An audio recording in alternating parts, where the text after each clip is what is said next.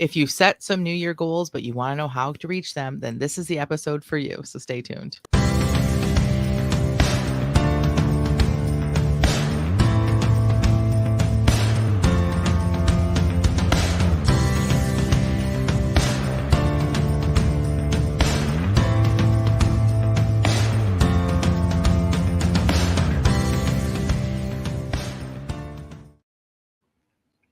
Hi, and welcome to the Christian Indie Writers Podcast, where we inform, encourage, and support Christian indie writers on their journey to publication. I'm Christina Catane, and I write Christian fantasy. I'm Jennifer Carl Tong, and I write historical Christian romance. I'm Jamie Hirschberger, and I write short fiction under the pen name J.R. Nichols. Hi, everyone. Thanks for all of our chatters and everyone listening live. And we want to give a big thank you to anyone who's listening to us as a podcast on iTunes or Spotify or any of the other places that you listen to podcasts on. We love you all. Please like and subscribe and hit all the buttons and just let everyone know about us so we can reach more people. And before we move on, speaking of reaching more people, I just want to do a shout out to a couple of different people this week. We've had a couple listeners tag us in social media. And let me just tell you, we super appreciate that. If you don't think you have very many followers, or you just even have, if you even have just one other writer friend that follows you and you share something, then that can help grow this community, because we don't put any money into promotion, obviously. Like, you guys know, this is this way. We promote the podcast about as well as we promote our books. Yeah. How about that? There you go.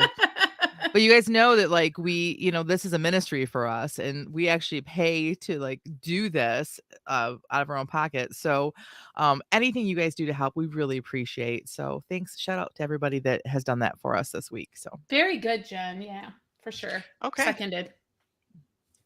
And on that note, we're going to go around and do our segment that we call What's Up. That's where we go around and tell each other what's up. So let's start with you, Jamie. What's up? Well, like at the last minute, I had a whole different thing that I decided to make my what's up. And what it is I want to share with you guys because, on the theme of resolutions and sort of making changes or kind of things like that, this fits there. So I'm going to go ahead and share it. So what it is that I have been trying really hard to discover what is really me and mine. And as far as like things that make me happy, what I actually like, because sometimes I wonder, do I really like having a clean house, or do I like that I'm meeting societal expectations of having a clean house? You understand what I'm saying? Yeah. And so I'm trying to figure out truly what is me and what I like. And I would like to encourage all of you to kind of go on that journey too, because why not indulge in things that are just for you once in a while? But how do you know what those things are? So I just want to encourage you all to kind of like discover that about yourselves. And one thing that I just realized as an epiphany is like music has always been my thing. No matter the people that kind of come and go in my life, and sometimes certain songs will like remind me of a person, but I have a love of music that is my own. And so discovering that just sort of today, like that revelation, is what I want to share with you all, because like I really like to just sing along sometimes. And I have like this jukebox in my head that plays. Yes, you do. Yes. And I can't help it. I hear the whole thing up here. It's not just like I don't even know how to explain it. If any of you have this happen to you, you'll know exactly what I'm talking about. And in fact, I can't imagine, do you guys get that? Either of you, that you actually hear the whole song in your head? Some songs, but not to the extent that you do, for sure. But can I just say, I love having Jukebox Jamie as a friend because there's not a conversation that goes by that we don't trigger something and we don't get serenaded. So I appreciate that. It's probably the closest I'll ever come to my daydream that life would be a musical. Life with Jamie is like a musical. That's great. People randomly burst into song in your presence. Yeah. I would like to just, there's just some people that I've known that I'd just like to jump up on the table and just start belting out that song "Why You Gotta Be So Mean" by Taylor Swift. I'm kind of more in the camp with Piper. Piper says I love music, but I never know the lyrics. Yeah, and I don't really care that I don't know the lyrics. And when we were first dating, it drove my husband crazy because he knows all the lyrics. He's more like Jamie, and if I don't have the right lyrics, but I sing along, I don't care. Like if he would feel like the need to correct me and say, no, that's not what it says. And I would let him at first, and eventually I'm like, I don't care. Like this, That I'm is just like singing. that is like my mother. My mother really enjoys the music, but has no idea. And there's a song called Little Deuce Coupe by the The Beach Boys. yeah. Yeah. And my mom was like, just kind of singing along, little loose goose. And we're like, little loose goose. I love it. I love it. So people who don't know, that's they're actually awesome to have around because like your interpretation of it is sometimes just amazing. Right. I agree. always have little songs going through my head, like, but not the whole song. It'll Yes. just be like the catchiest part. Like, have you seen that little African boy on it's TikTok or Instagram? And he's singing, I thank you for sunshine, I thank you for rain, I thank you Aw. for joy, and I thank you for pain. It's a beautiful day. So I'm like gonna I have to have look it that up. I have that song stuck in my head for the last 3 days, and I ain't mad at it. I'm like, what if you're gonna have a song stuck in your head? Like, that's better than some songs I've had stuck in my head before. Right. So Yeah. I have 2 songs that are almost always stuck in my head, and I'm not gonna tell you what they are because they are complete earworms, and if I say them out loud, then you're not gonna be able to get out of your head. But, like, that kinda stuff really bothers me, but, like, my whole life, there's been this one song that, like, I can't it's a Beatles song, I can't get out of my head, but I have to know. no, I'll tell you later. I'm not gonna tell All about right. life, but good morning, everyone that's in our chat. Shell says hiya. Teresa's here too. She says good morning, and hello. Catherine Carroll's here. Good morning, Catherine. And let's see. Shell says, I love that Jamie loved music too. I used to hand write song lyrics when I was younger. I did too. Oh no, I used to like make song lyrics up.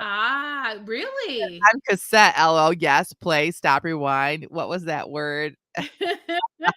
Awesome. That's Yeah, great. because I can't really say the word that I always thought they were saying when they said deuce. So, Mhm. If Jennifer, you I'd love to hear some songs you've written sometime. I don't know where they went to. Oh. Honestly, I don't have any of them. Oh, So, Sadish Radish. I know, right? I'm sure they Well, would have all write been us some new hits. ones then. Yeah, I don't think I have it in me anymore. But Maybe one of anyway. your characters will be a songwriter. Oh, that's a good idea. Like a I like- balladeer. Ooh. Yeah, I like that. So, And it could The be a Ballad of guy and he Colleen. can sing to the girl. Oh, nice. All right.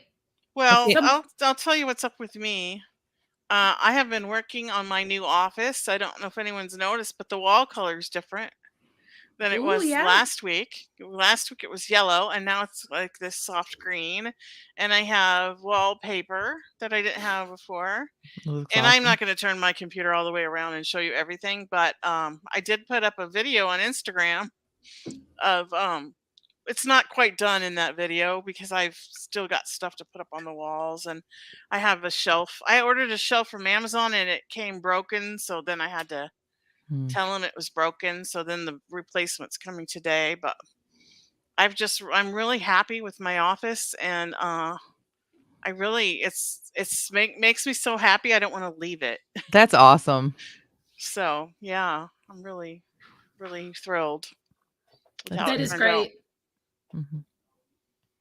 And Yeah. it's the whole other end of the house, so I don't have to be distracted by my husband watching TV. Which, if And anyone laughing. knows my husband, he does not watch TV quietly.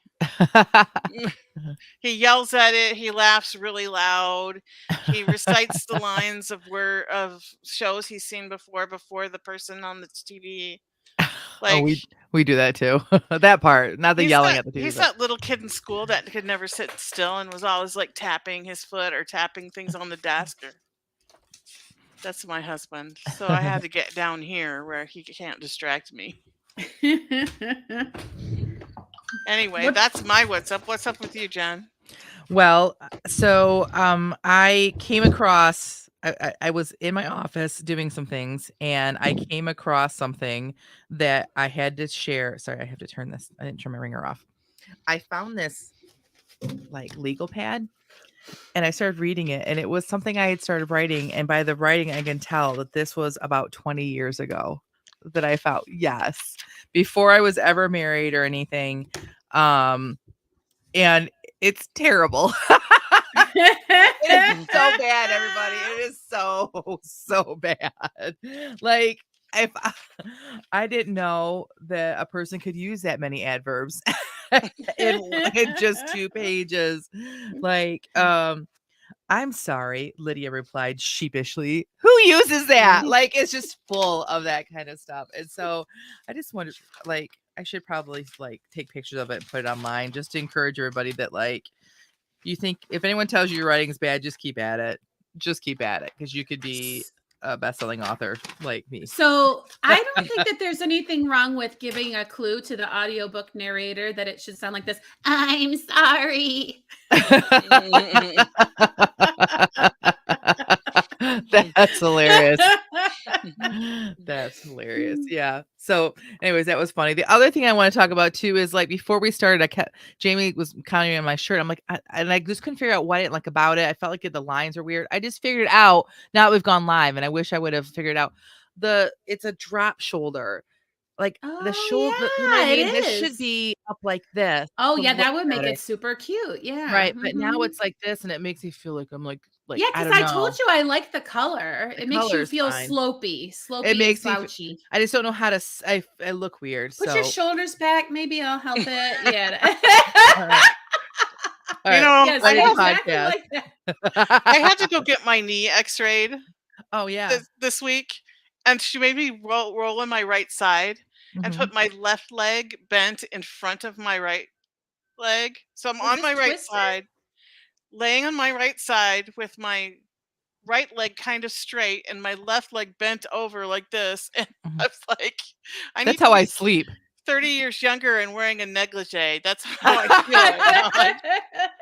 I feel like you're posing me for like I wish I weird. hadn't said that out loud. That's how I sleep now. Now that was your punchline. Well, I should.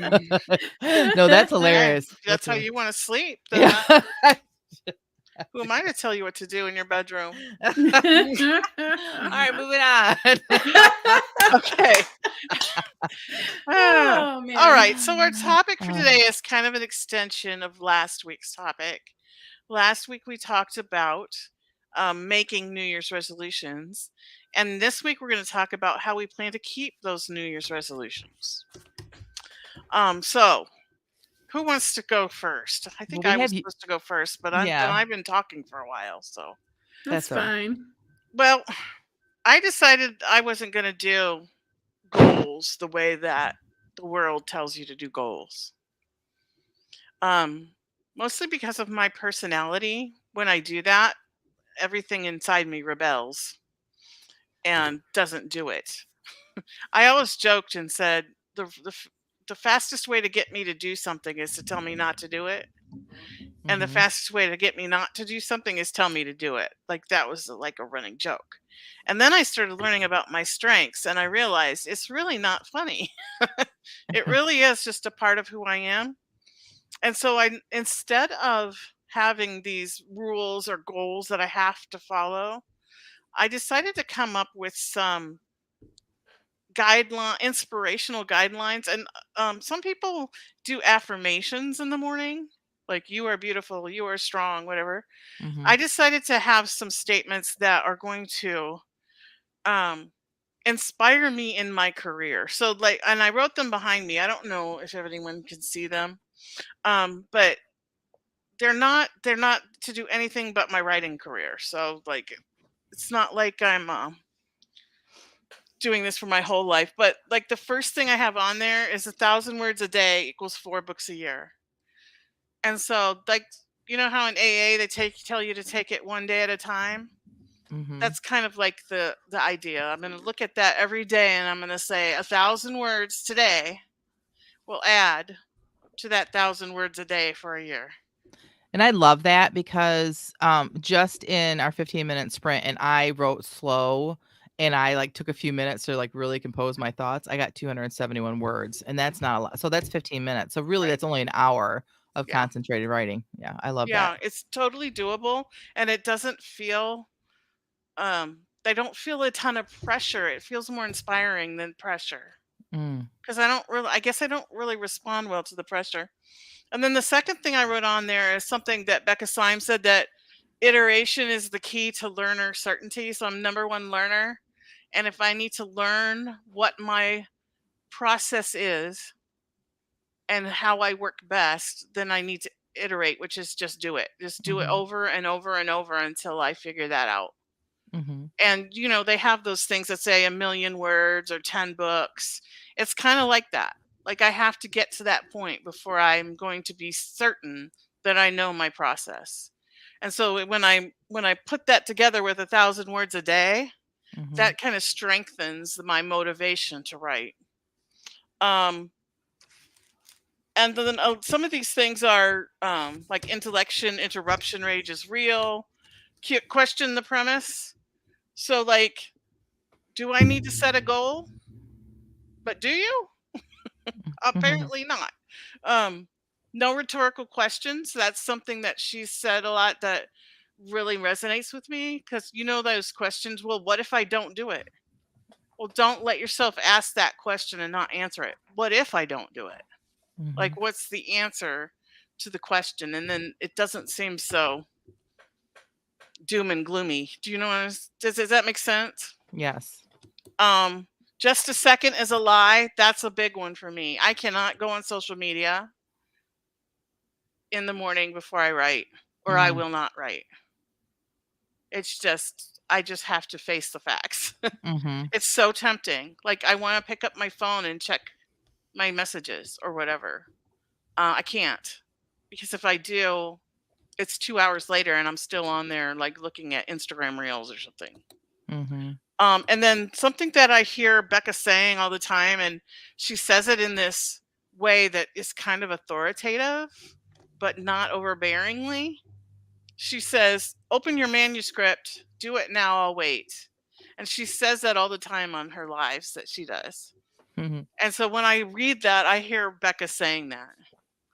And so if I put all of these kind of affirmation-y type things together every morning when I first come in and sit down, I feel like that's gonna propel me towards where I wanna go. Like getting you in the right mindset Yeah, it's a for writing. mindset, completely a Mhm. mindset thing, without feeling like it's rules or have tos or whatever.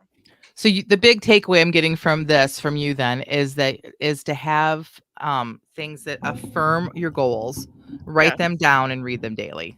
yeah, Okay. yeah, Awesome. exactly. Awesome. That's my goal, is to do this every day All right. and Well, yours. before summer, and I'm not in the sorry, just That's go. okay. I'm just rambling. So something you said kind of like I'm going to refer back to it too because it kind of connects with what I'm going to talk about. But like in the past, if you've ever been a fan for a while or if you've ever gone back and watched our old episodes, I've always been a fan of like just, put your butt in the chair and like playing everything out and all these different systems, and every year I'd have goals and I would like kind of plot them out. And then like my mother got sick and then like, um a Nano lot of curse. yeah, the nano poor nano curse. Yeah, you can go back and watch a lot of nano episodes and you can find out that I have a nano curse. But anyway, um, so this year is different. And we talked about it last week about how I just um I just needed to like let myself mourn. And I didn't have like any major goals, but I do have things that I need to get done. And so for me, it's going to be a different mindset, kind of similar to Tina. But I came across an article. I put the link in the show notes from the Harvard Business Review from last year about how to reach your goals, and it fit me. It wasn't like very like a regimen like you always see on how to reach your goals, like you know have attainable goals and check them off. It wasn't like that. It was more like, so one of the first thing was connect a why to your goal. So like it makes it much more individual. If you have a goal, why do you have that goal? Like, I want to blank because I want to blank. for me, I want to finish book 4 because I want to be done with this series. I know that sounds bad, but it's a weight on my shoulders. I love this series, but like it just needs to be done. I want to learn advertising because I want to make money with my books, right? So you got to put a why there. And then you can look at your whys and like, is that a good enough why? Like, is it like for me, like, let's look at book 4. Is it a good enough why just because I want to be done with the series? Well, can I just be done with the series by saying I'm done? Like I Wow. could, right? I could just Mhm. say series is done, book 4 is not coming out. I'm not going to do that because I'm just so close to book 4. I just need to do it. But finish up the editing. But like I could, right? So to take and put a why with each of your goals is important because it helps you to decide if this goal really should be a goal or not, right? Yeah, And then I it's think that I think that kind of goes hand in hand with Tina's advice from Becca, no rhetorical questions. So yeah. if you ask yourself, why would I not say we're done at book 3? Well, then that will help you clarify your why even more. Exactly. Yep. And then start small and start now. So like instead of like planning out my goals, then like spending 2 weeks doing calendars for the year or whatever, I'm just going to start small. And like instead of like finishing book 4, which seems like a big goal to me even though there's not that many things, I'm going to look at the first task that I have to do. And I'm going to like do that task and not worry about the long-term thing. And along with that, you break down your goals. So like, I know I want to get this book done. So what are the different steps I have to do? So break them down. And when I do that, then I'm going to celebrate each of those wins, which I only celebrate at the end. Right. So I'm going to figure out things that make me happy. Kind of like what Jamie was saying earlier, who she is and what makes her happy. I'm going to find some things that make me happy. And every time I reach one of those goals, I'm going to do it. And so I haven't figured that out yet, but that's part of my plan for reaching my goals.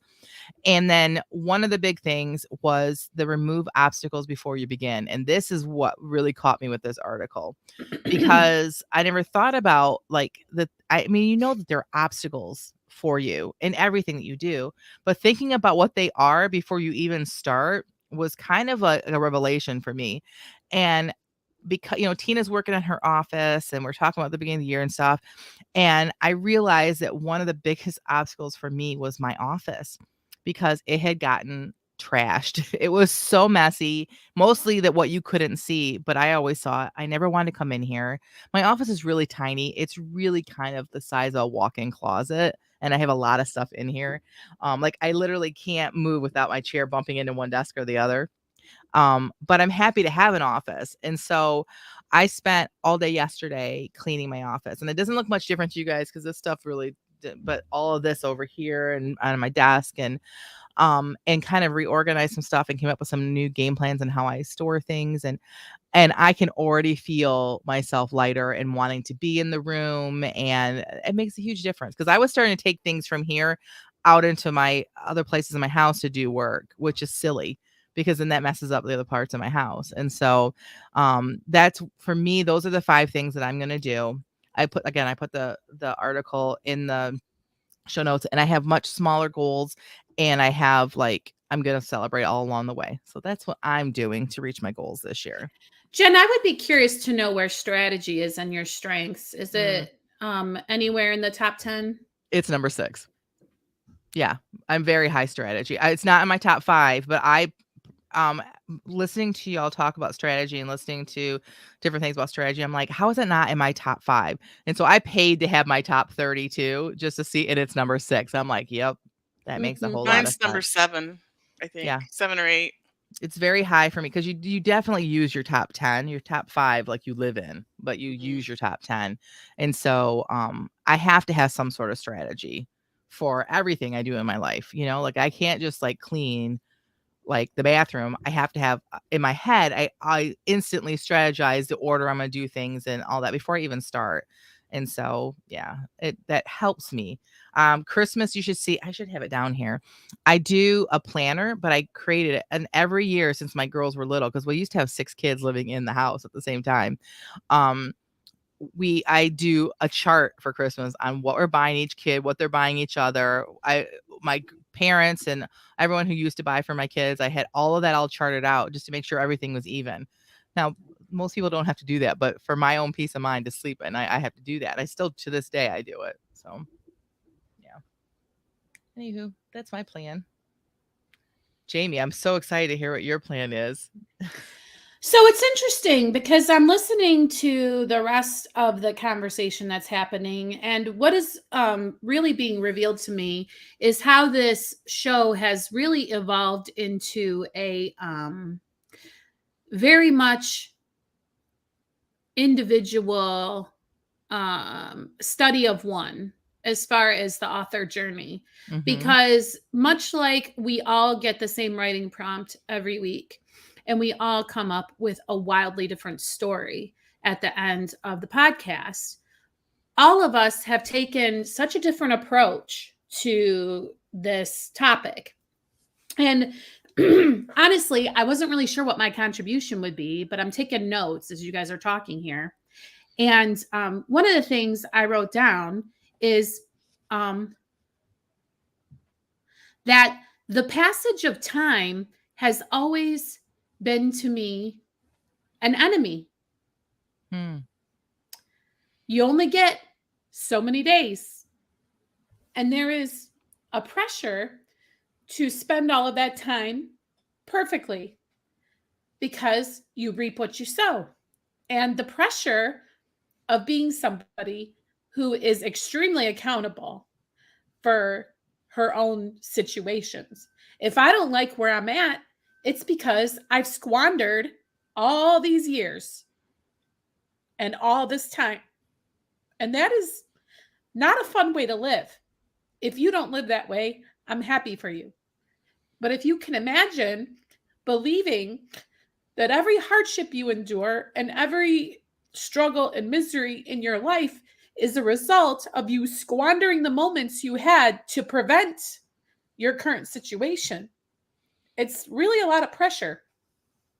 And so I feel like Matthew 20, whatever, consider the lilies and how they grow and blah, blah, blah, blah, blah.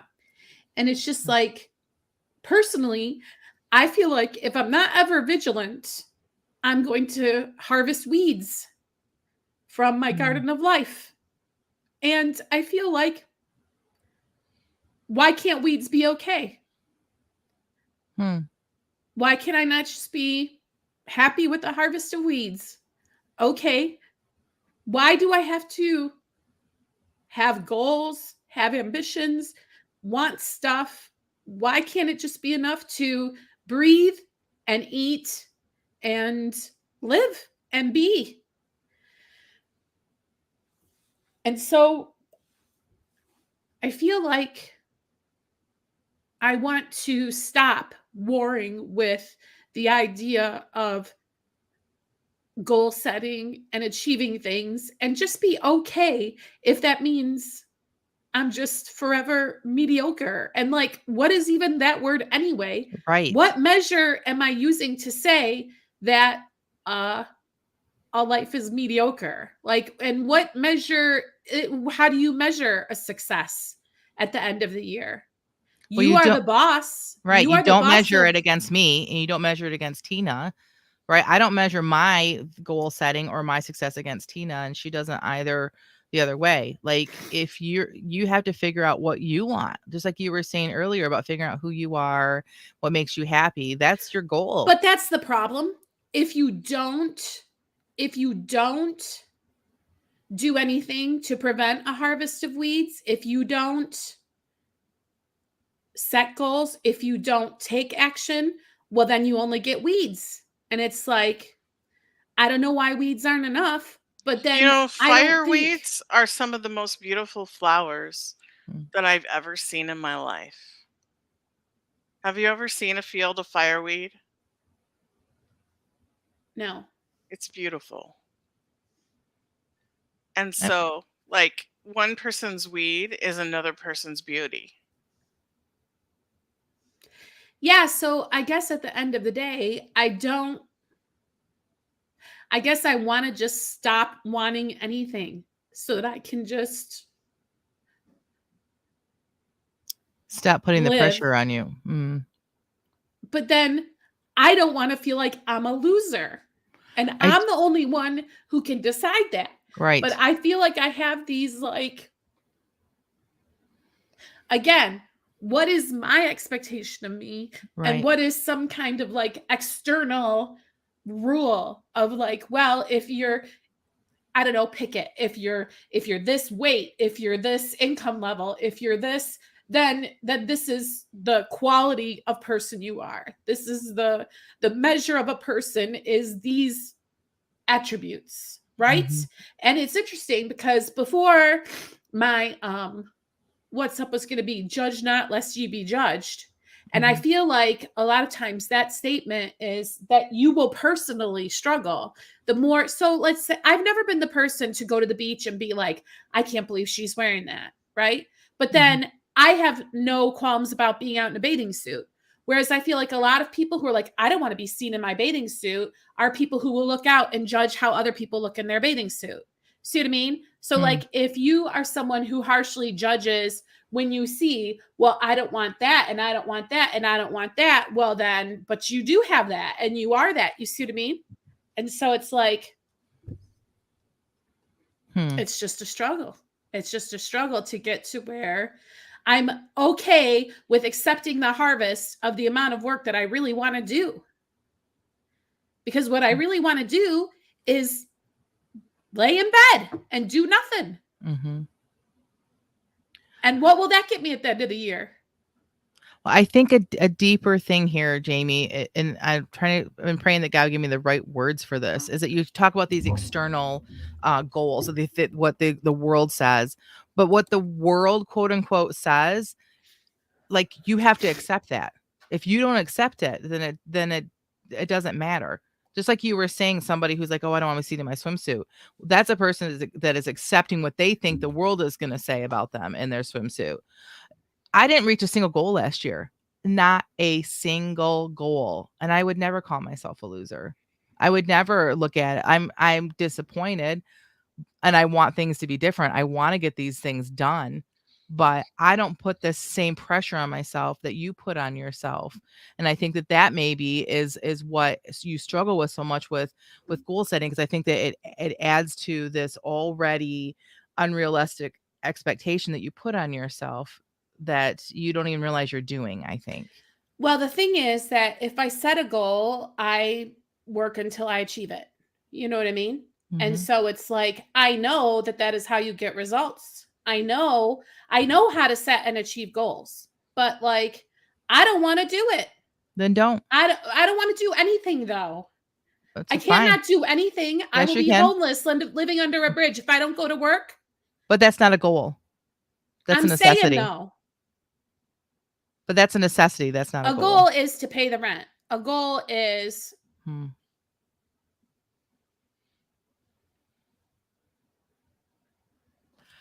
Teresa has something to add here. She says, I can't get my mouse over there. Sorry. She says, earlier this week, someone special and really wise told me that my writing journey is already valuable or important because I've been a blessing to others in our writing community. I can say that, and there's more coming. It just isn't there yet. Yeah, I think that that's very wise. Your journey in your life, the things that you're accomplishing right now are already valuable.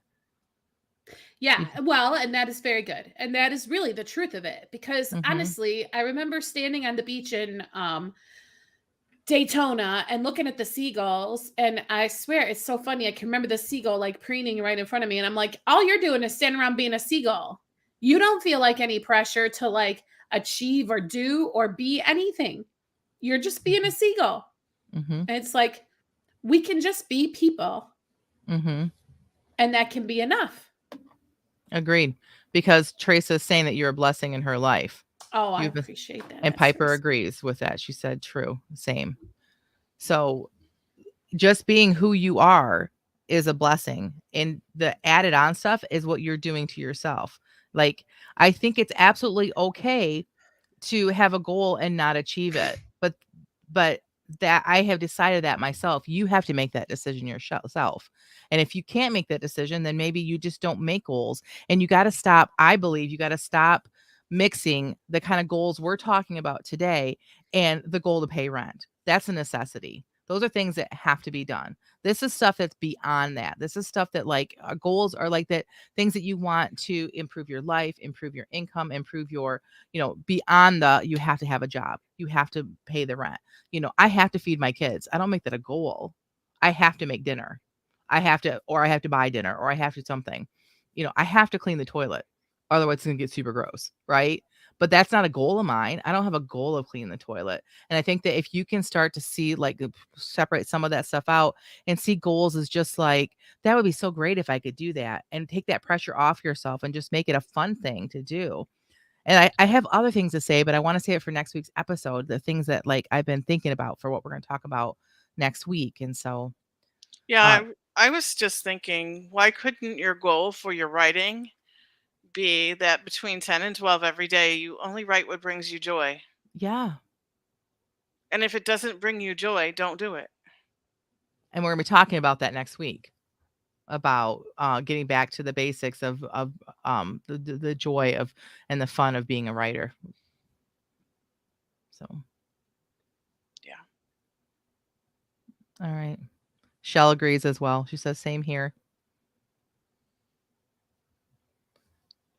Oh, Right. If it hadn't been for Jamie, I wouldn't be here right now doing this, because she's the one that said, you should come with me to this write-in for Nano. I never, ever, ever, ever would have gone by myself, ever. But because she said, let's go, I went. Yeah, and that's what's they're totally unrelated things to say, Tina. But when you said, if it wasn't for Jamie, and then immediately, this is not the case. But immediately I was like, she's going to say, if it wasn't for Jamie doing something she didn't want to do, blah, blah, blah, blah, blah, would have never happened. And it's work. It's hard. You have to put in effort a lot of times to harvest something really wonderful and great. So just not doing it because you don't want to is where exactly the problem is. When you don't want to do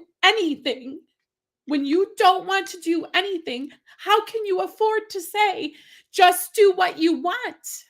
Like, find the joy. If nothing gives you joy, where do you go from there? So that's the whole problem. If you want to get this, you've got to do the work. If you want to get this, you've got to do the work. If you don't want to, then to tell somebody, well, only do what you want, it's not a solution. You know what I'm saying? It's like everything I've gotten has been because I make myself do it when I don't want to. It's been, I mean, I can tick off numerous numbers of things, And it's like, because why? Because I want the result.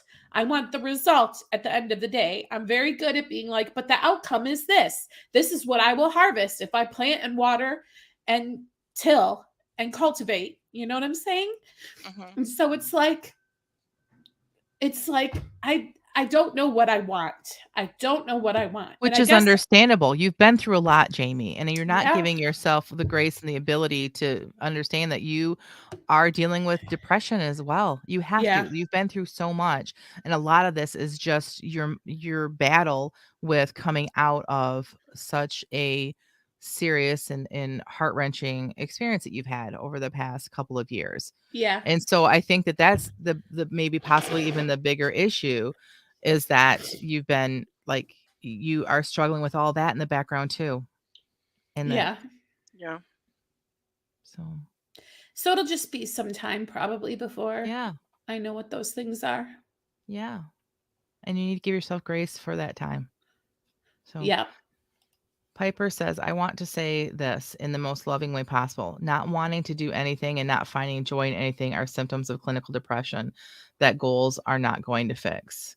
Well, my therapists and my medical team have said that, considering what my current season of life is all about, that it's pretty it's pretty to be expected kind of Mhm. depression.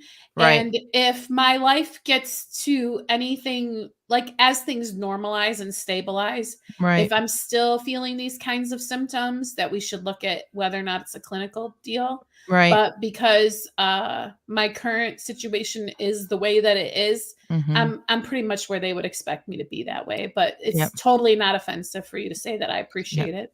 Same here. I mean, like, if I were her to say, "Oh, I'm not depressed," that would be so wrong because I am absolutely depressed. Like, you may not always see it, but I am absolutely depressed. Does it mean that, like, it's clinical? Maybe. But at this point, like, I'm in the middle of the morning so much that, like, I can't. So, um, and Shell says, Jamie, it's also unfair to blame yourself for the storms that have torn up your crops. She says, love you, sister. So, Yeah, it's not the first time I've heard that either. Thank you, Shell. Yep. Yep. Lots of love coming in for you. I really just don't want to be somebody who's not accountable for their own behavior, right? Like, I do not, that is a me thing. I Mhm. personally do not want to be somebody who just makes a bunch of excuses and that's why nothing is ever accomplished.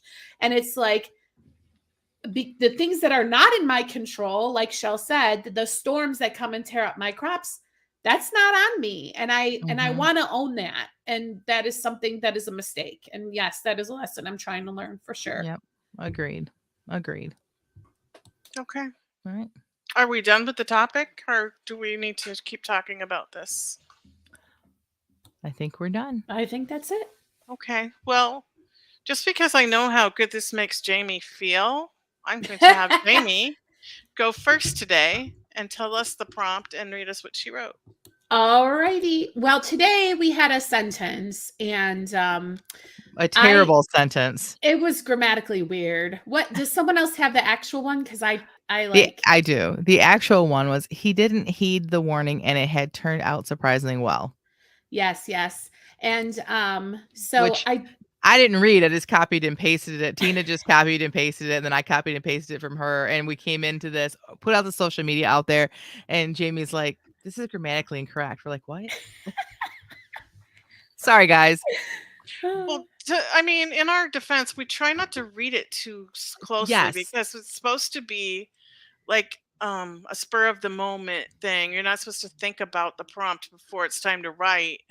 So that we don't get too much in our So we head. try not to like focus. Like I focused on it enough to copy and paste it from the random sentence generator website Right. into our outline, and then try not to think about it too deeply. And so it's easy to miss those like grammar things. Right.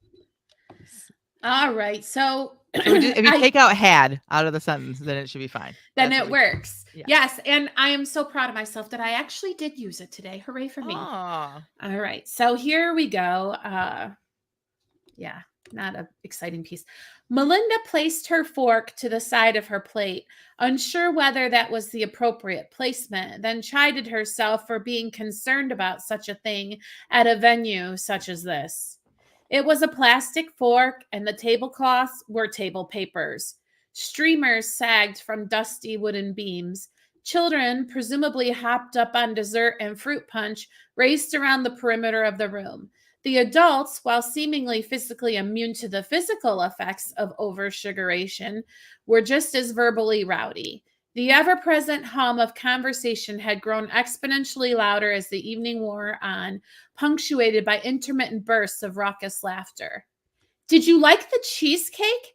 Sarah's face was as pale as it always was, and the yellow blouse she'd chosen to wear on this occasion wasn't doing her any favors. Melinda could not imagine adding a heaping helping of honesty to the poor woman's misery. It was great.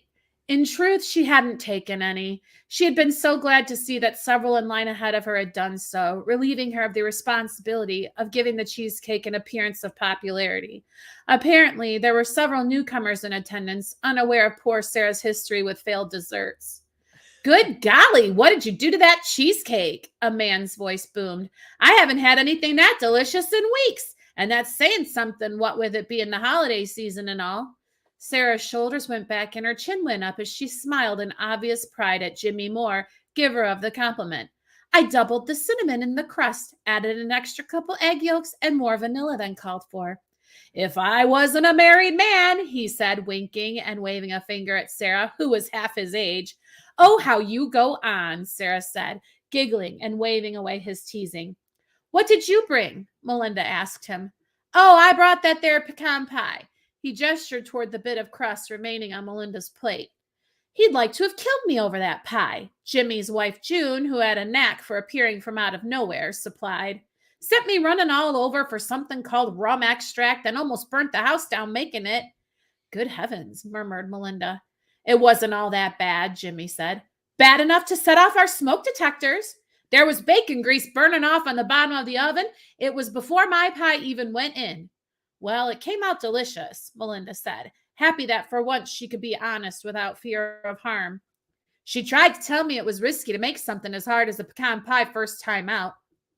And he didn't heed my warning, and it turned out surprisingly well. Have you tried Sarah's cheesecake? Oh, Sarah, you really outdid yourself. Melinda felt her face grow warm.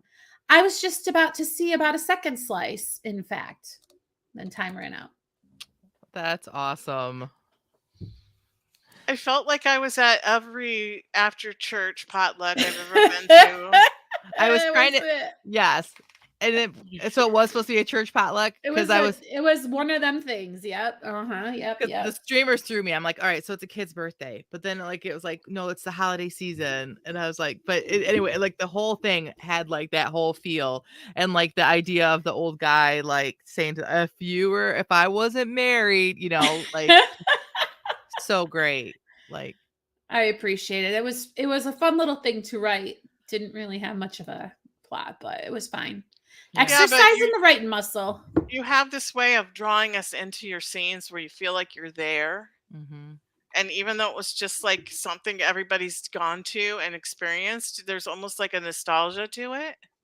I appreciate that. Yeah, the streamers, whenever we had an AHG do, there was always a decorating committee, right? And so there was always some bunch of little girls somewhere having to hang up something, Mm-hmm. And now I want pecan pie, says Piper. Yeah. Yes. Yummy. Michelle says, so great, Jamie. All your details built up a great humor in the piece. Oh my word. Teresa says, wow, I don't know how you write such a flushed out scene in 15 minutes. Yeah, me either. That's a lot of words too. Of course, I wasted a whole bunch of time. So didn't you say it took you like 4 minutes even just to start today? Yeah. It was rough, huh? It was rough for me, yeah. I had a rough time too. I didn't have a rough time starting, but I kept stopping and I didn't know where to go. Oh. So I don't know. It was a little bit rough this morning, but I'm going to go next. And I'll write you. And then because I'm writing in the world of Alaska, your guys are going to get Alaska today. So. All right. Oh, good. I don't know if that's good or not because I'm already cold. Ice pellets stung Joe's cheeks as he post-holed his way through the drifts that covered the road. Of course he'd ignored everything he'd been warned to do. Left the snowshoes he was given back at the lodge. Took the car out in a storm. No dry bag in the trunk. Now the car was stuck in the ever-deepening drift. He was in the middle of nowhere, and he wasn't sure how far he should follow this road in an attempt to find some civilization. At least he had his parka and extra tough boots. Pulled his parka hood tighter around his face and rolled out the muff, creating a fur-rimmed tunnel. It blocked his peripheral vision, but surprisingly made it easier to see straight ahead through the spitting snow mixed with sleet. It felt like hours that he struggled, his energy drained and his limbs stiff from the cold. He stopped and rolled the ruff of his hood back to blow his warm breath through his gloves. From the corner of his eye, he saw a flicker of light. Was it a candle? Campfire, perhaps, or possibly a flashlight? Perhaps he should stay on the road. What if his eyes were deceiving him and he wound up in the woods, lost in the woods, and with nobody even aware he was gone? He would freeze to death for sure. Once again, he ignored the warning, this time from his own gut, and left the road, heading for the flickering light ahead. It was easier going amongst the trees where the drifts weren't as deep and the wind wasn't blowing quite so hard. Though it was only late afternoon, it was almost dark. Each day was getting progressively longer as they made their way through January, but sunset was still just after 4 p.m. The dark was actually a blessing. It made the flickering light easier to see, and Joe picked up the pace. The end. Oh no, Joe, don't leave the road, Joe. No. Yeah, I heard Jen verbally react to this time the warning was from his own gut, because it's interesting. You can just see that this kind of guy is going to wave away, the weather's really bad. You should, I know how to take care of myself, right, Jen? Like, didn't it just tell you everything about this guy? This is a guy who's like, oh, I'll be fine. And then it's like, oh, I guess maybe I should have listened. Like, Joe, oh no. He should not have left the car in the first place. Right. He should not have gone out without snowshoes and a dry bag. Shouldn't have gone out at all. Yeah, it was just a series of bad decisions. My favorite line through the whole thing was that he post-holed his way, because he's walking in deep snow, right? That's what you meant. Like making post holes with his legs, like his feet.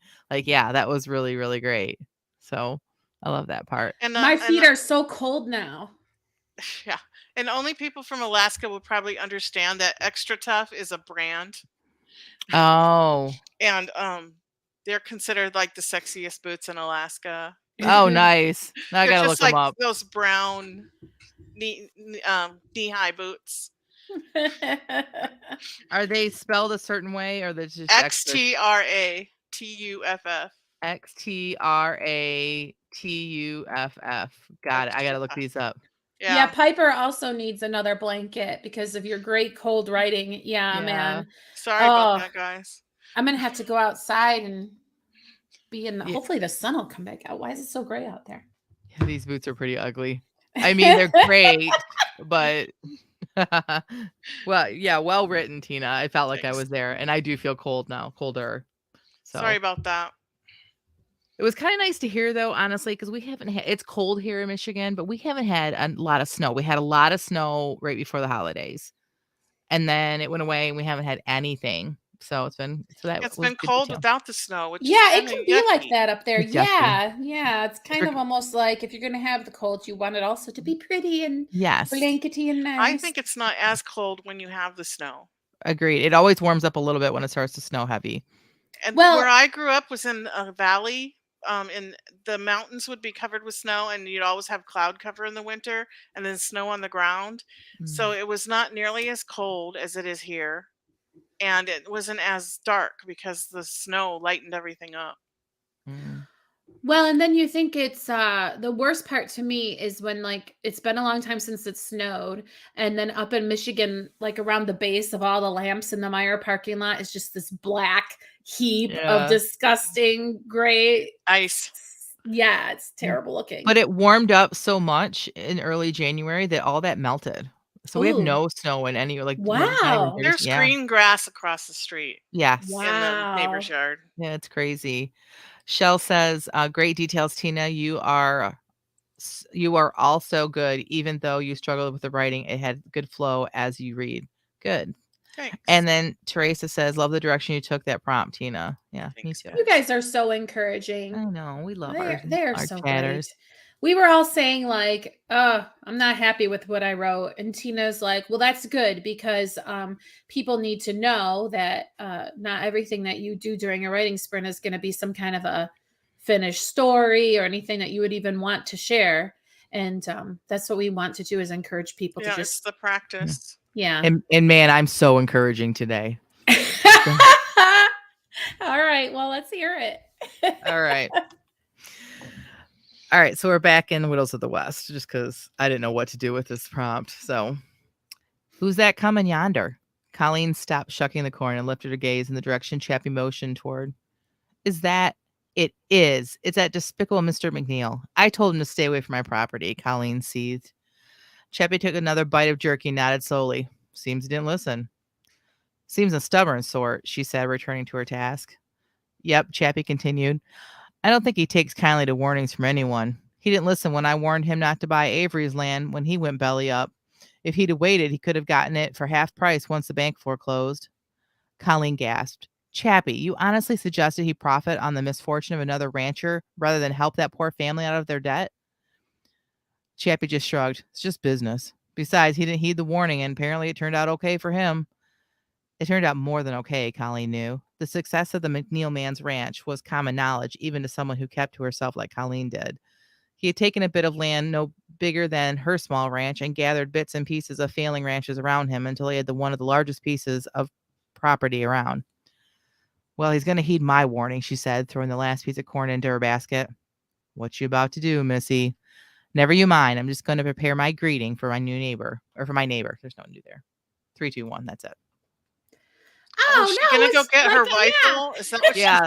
This is in my mind, this happens before the rifle scene, which I don't think I'm ever going to use this. Like, I don't know.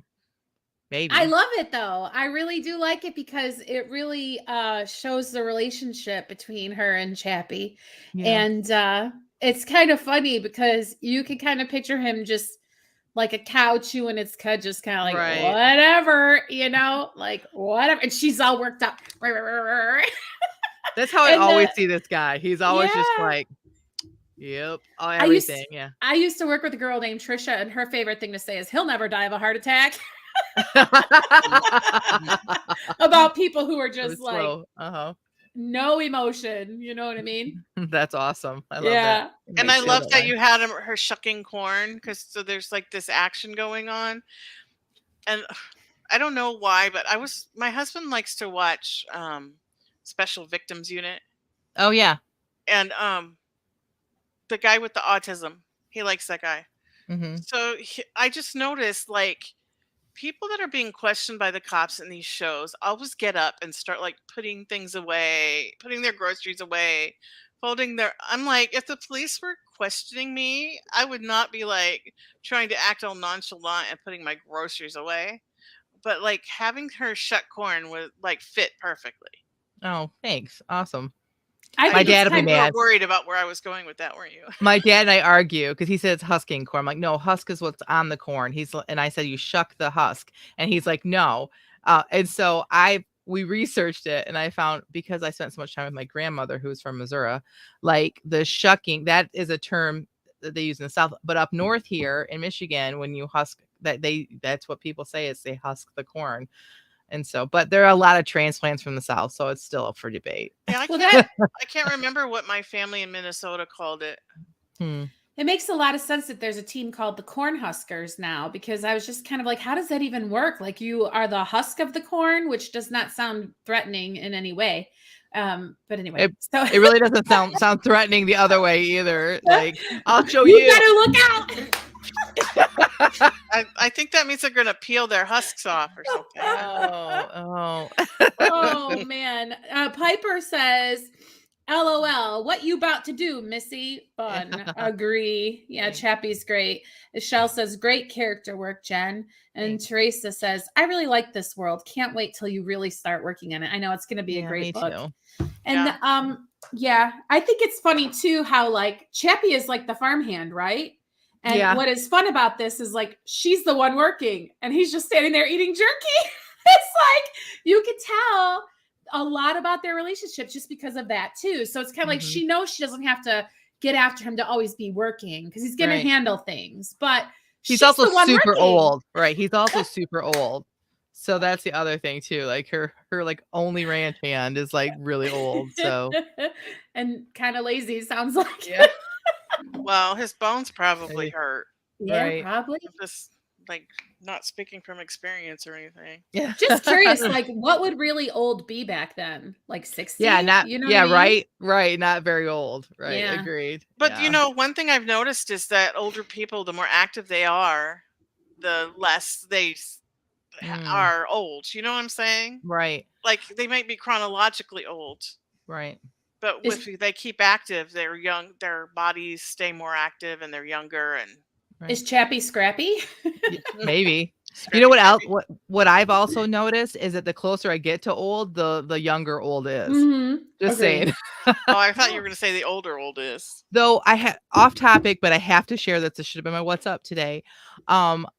Twitter, I got a little tweet, like a little notification. So I went to Twitter and I was scrolling through real quick, and an ad, there's ads every so often.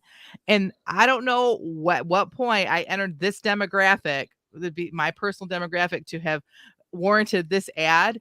But I got an ad in my feed for bras for elderly women. Like, it's literally a bra company started by a woman who was in her 70s because she got tired of like the bras that, our generation were. And I'm like, why is this being fed to me? Like, for women, for older women, this is the bra for older women. Like, when did I enter this demographic? Like, At least you haven't started getting mail from AARP. I got my first one. Oh, I Mm. did. My spoke too husband, soon. yeah. I turned 50 in May. Let us have a 50, moment of 50. silence. I know. I know. I Well, can't and believe it. I Lisa don't feel Marie 50. Presley just died, and she's I the same age know. as me. She had a Wow. heart attack. I know. That's crazy. Yeah. I have to say, though, it's kind of fun that we're becoming the old people because we're going to be really hard to find because we were this very itty bitty tiny population bubble. And pretty soon, old people are going to be kind of rare. And that's going to be us because, there's Yeah. not a lot of us in this Mm. I particular can't wait for the generation. wheelchair races in the nursing home. Like that. Remember that image people- I did of a bunch of old women in like hospital gowns and I put our faces on them? Yeah. I was like, this was us hanging out at the nursing home.